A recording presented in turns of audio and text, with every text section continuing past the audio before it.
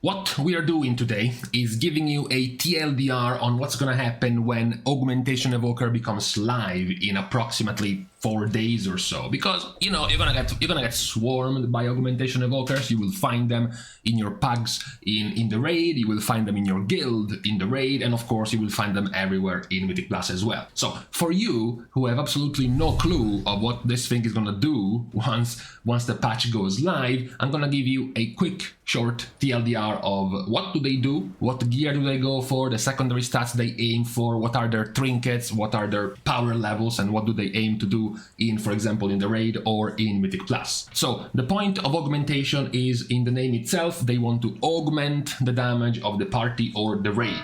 Now, unlike other types of augmentation abilities like power infusion, most of the damage buffs that augmentation will give out will actually be coded in the damage done to be of the augmentation evoker itself. So even though the augmentation is giving out this buff or this other buff or this other buff to other players, the damage will still show up as the augmentation evokers. So it will be much clearer to be able to see how powerful it is, because it would have been pretty weird if you are in a raid and you see the augmentation evoker doing 50k DPS while the other DPS are doing 120k, and you're like, yeah, okay, but like how much is this augmentation helping? We can't really see, right? So with this, it's going to be made much more simple to see how powerful the augmentation will actually be, because most of the damage increase will show up as part of the augmentation damage. That is the first part.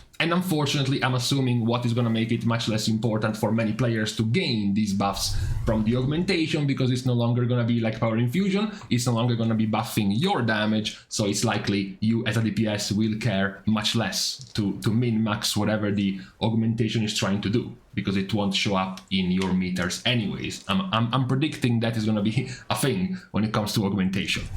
This is more or less the type of gear the Augmentation Evoker will want to go for. The TLDR when it comes to stats for Augmentation Evoker is that they want mastery, and only mastery. That is actually after multiple nerfs to the mastery of augmentation. Unfortunately, the other stats don't really benefit augmentation that much. It's not that crit synergizes with some of your talents or abilities. It's not that haste reduces the cooldown of some of your more important abilities. So all that's left is just buffing mastery. That's what's going to be important for you, just aiming for mastery, and mostly just mastery. When it comes to trinkets, however, you have, unsurprisingly, one trinket that is above all the others, which is the Iridius Fragment. This is a trinket wanted by a few other specs with very good burst, very good strong cooldowns. That's the same augmentation wants to go for. The second trinket, it's more like, you know, whatever. It's more like you have an option of 4 to 5 to 6 different trinkets. The real strong one that you need to make sure to have for augmentation is the Iridius Fragment for the very big primary stat proc on a 3-minute cooldown. Now, before going into the actual damage and into the actual build, it is at the moment likely that augmentation will continue to be nerfed over time, even after multiple nerfs where augmentation was simming 230,000 and then 210,000 and then another nerf and it's down to 185 plus thousand DPS. That is still quite far ahead the current sims of most of these specs. The sims done in best in slot 448 item level gear, and they are still nowhere close the damage of an augmentation evoker. So it's likely that it's going to be continue to be tuned down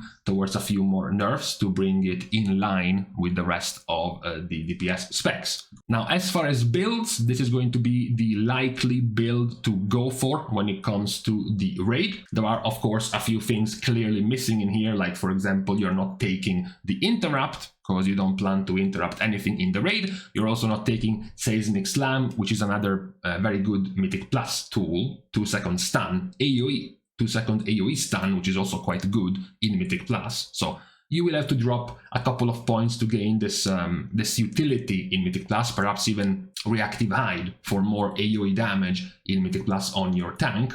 Besides that, most of the other picks are, I want to say, locked in. I want to say mandatory. Many of these picks will be necessary for you, regardless of the build you are going for. Besides this build, there's only another, alternative, which is mostly just a raid alternative, which is this one.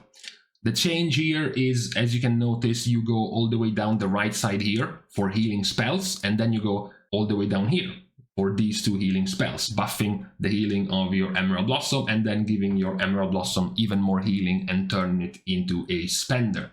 The benefit of this is that you gain somewhere between 35 to 40,000 HPS at the cost of losing some 10,000 DPS. And the HPS can be increased even more if you put on healing trinkets, like for example the Rashok trinket or even the Amulet ring for healing. You can gain even upwards of 50,000 HPS if you do that. Now, this solution could be the answer for when you want to drop a healer. Basically, instead of saying, let's go from 4 healers to 3 healers, you can say, let's go from 4 healers to 3 healers and 1 Augmentation Evoker. This way, you will have less HPS than having 4 healers, but far more damage still in return.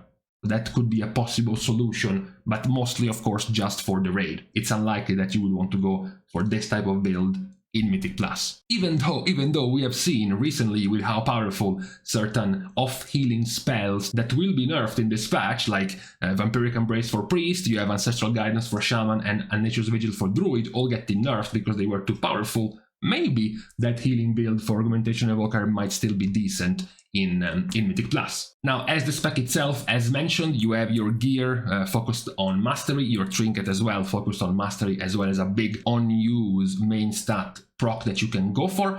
As far as the talents, as mentioned, they are mostly locked in place besides a few choices. And then you have your rotation. At first, it will feel quite confusing. If you're not playing Augmentation, you can just ignore this. You don't care what they do as long as they do it well. You will have, though, as Augmentation, quite tight windows in trying to, for example, extend the duration of your Ebon Might, trying to squeeze in within the duration of your Ebon Might or of your Ebon Might extenders, like using your Eruption, using your Upheaval, your Deep Breath, all within Ebon Might to increase the duration of Ebon Might, because the ability has a 30-second cooldown, but it only lasts for 10 seconds, so you want to try to extend it as much as possible. It will last a little bit more in Mythic Plus, because outside of the raid it has a longer duration, but still, you want to try to extend as far as you can this buff, because the main stat is of course a pretty big buff. It's a 2000, roughly 1.8 to 2000 primary stat buff that you are giving to 4 nearest allies, so it's quite major of a buff.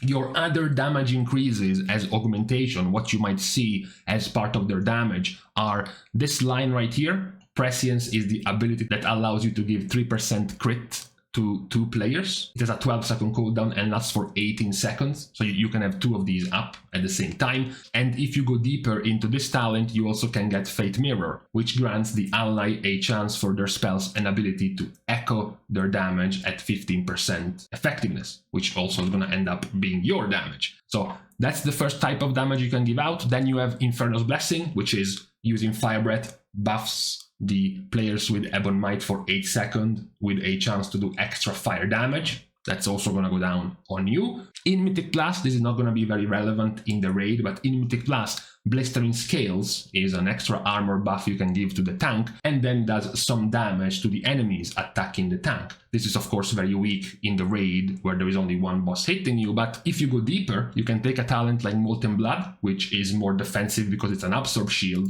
or Regenerative Kitten, which makes the shield last much longer, and lastly you can take Reactive Hide, which makes the removal of the stacks on the shield blow up and constantly deal more and more and more damage. This will be much more viable and doing more damage in Mythic Plus because you're hitting more enemies. So as Augmentation, you have the Ebon Might 2000 something primary stat, you have the double 3% crit chance that you can give to 2 friendly players. Those 2 friendly players can duplicate their spells at 15% effectiveness to do more damage. And whenever you Fire Breath, you buff your Ebon Might friendly players with an 8 seconds of chance to do extra fire damage. All of this will go back to you. Then you have the final big cornerstone of your cooldowns, which is Breath of Eons.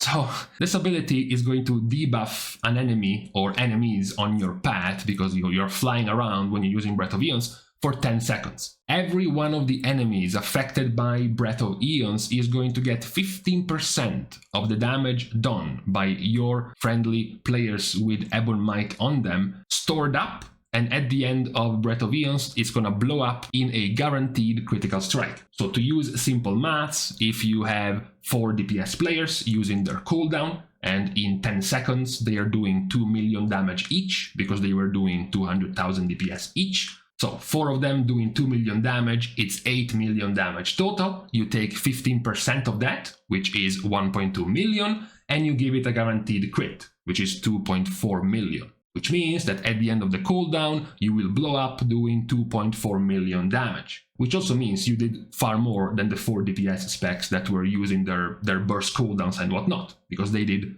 2 million damage each, and you did 2.4. This is a very good and strong burst cooldown for you. It's effectively the strongest burst cooldown in the game, because you just steal how powerful the other specs are and take the damage for yourself. So, no matter how other specs are strong, you just take their damage and give it a guaranteed crit for yourself. So it will always be higher than whichever spec you choose from. Whichever combination of specs in a 10-second burst window you want to compare with Augmentation, Augmentation will always win with Breath of Eons. That is going to be a very, very powerful tool in the raid for doing as much burst damage as possible to a particular enemy you want to really kill very quickly or phase through a different phase very quickly.